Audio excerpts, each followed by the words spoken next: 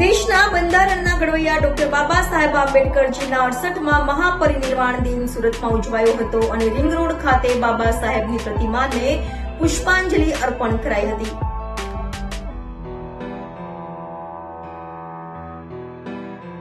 આજે દેશભરમાં ભારતીય સંવિધાનના ઘડવૈયા ડોક્ટર બાબા સાહેબ આંબેડકરજીનો 68મા મહાપરિનિર્વાણ દિન મનાવવામાં આવી રહ્યો છે.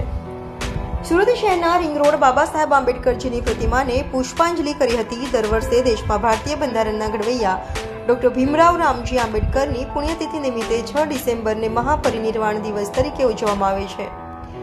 આંબેડકર સ્વતંત્ર ભારતની પ્રથમ કેબિનેટમાં જાણીતા ન્યાયશાસ્ત્રી, સમાજ સુધારક અને કાયદા પ્રધાન હતા.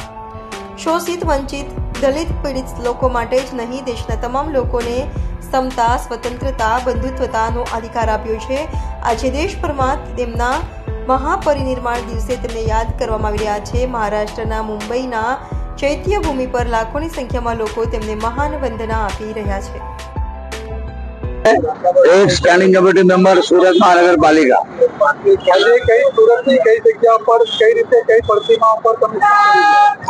आज सूरत खाते रिंग रोड पर आवेल विश्व रत्न परम पूज्य बोधिसत्व डॉक्टर आंबेडकरजीની પ્રતિમા આવેલી છે.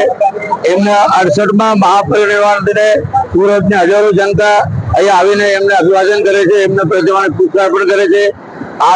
આજના દિવસે પરમ પૂજ્ય ડોક્ટર આંબેડકરજીની મુંબઈના ચૈત્યભૂમિ ખાતે એમની અંતિમ ક્રિયા થયેલી, જ્યાં ચૈત્યભૂમિ તરીકે ઓળખાય છે શિવાજી પાર્કને. અને આજે લાખોની સંખ્યામાં અમારા બાબાસાહેબ આંબેડકર અને બાબાસાહેબના માનનાર અનુયાયીઓ, એસસી એસટી સમાજના લોકો લાખોની સંખ્યામાં દાદર ચૈત્યભૂમિ ખાતે એમને શ્રદ્ધાંજલિ આપવા ત્યાં એકઠા થયા છે. આજે અમે પણ સૌ એસસી એસટીના નાગરિકો પરમ પૂજ્ય બાબાસાહેબ આંબેડકરજીના વિચારોને અભિવાદન કરવા ભેગા થયા છે. ડોક્ટર આંબેડકરજીએ જે સંદેશ અમને આપ્યો હતો, શિક્ષિત બનો, સંગઠિત બનો અને પોતાના હક અને અધિકાર માટે સંઘર્ષ કરો. આજે બાબા આંબેડકરના આદર્શની સૌની જરૂર છે.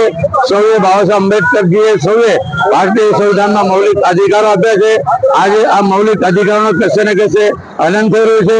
આજે બાબા સાહેબે કીધું શિક્ષિત બનો, કશે ને કશે એસસી ઓબીસી માઇનોર સમાજને શિક્ષાથી વંચિત રાખવાનું કામ સત્તામાં બેસેલા કેટલાક મનુવાદો પરિબળો કરી રહ્યા છે.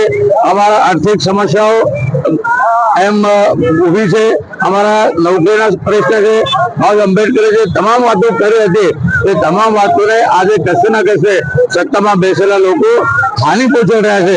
ત્યારે અમારી સૌની ફરજ છે બાબા આંબેડકર બતાવે લીલા ઝંડા નીચે એક થઈને પોતાના હક અધિકાર માટે અમે સંઘર્ષ કરવાનો સમય બાકી રહ્યો છે. સૌ નવજવાનો અને યુવકોને મારી વિનંતી છે કે કોઈ પણ પ્રકારનો મતભેદ વગર, કોઈ પણ રાજકીય કે આર્થિક કે સામાજિક ભેદભાવ વગર આપણે સૌએ લીલા ઝંડા એક થઈને આ બાબા આંબેડકરના મિશનને આગળ લાવવા જોઈએ. એ જ બાબા આંબેડકરને સાચી શ્રદ્ધાંજલિ થશે. જય ભીમ, નમો બુદ્ધાય.